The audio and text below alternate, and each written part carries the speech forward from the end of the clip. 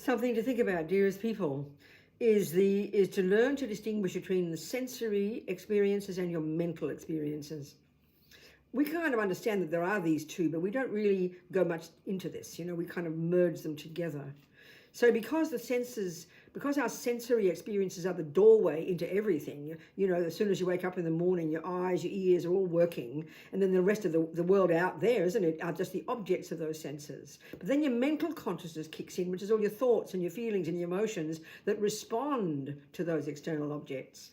So there's two very separate parts of us. So the trouble is with, let's say, when we want happy feelings, we want happiness, we don't want suffering. Everybody is like that. Join the universe, And the Buddhist approach is we can learn to cultivate that.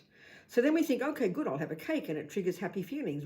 So then I keep eating the cake, and then I'm wondering why the happy feelings have disappeared, completely gone, and what's left is a stuffed stomach and very unhappy feelings. So what happened there? How can I grow happy feelings? Well, you can't grow happy feelings that come from the senses. This is not fundamentalist, this is scientific truth. Check the last time you ate cake, watched video games, had sex.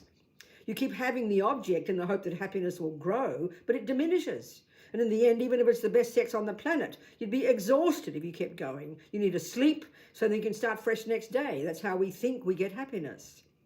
But as my mother used to say when I was a little girl, when it comes to food, the more you get, Bobsy, the more you want.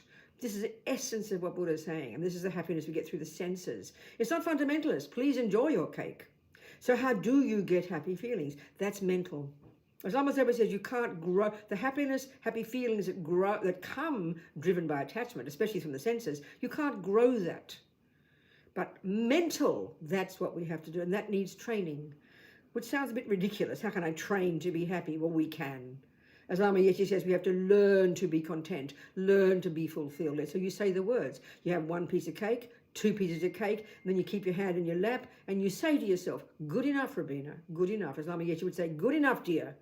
And you learn, you practice that, and slowly, slowly, you'll start to believe that and become content.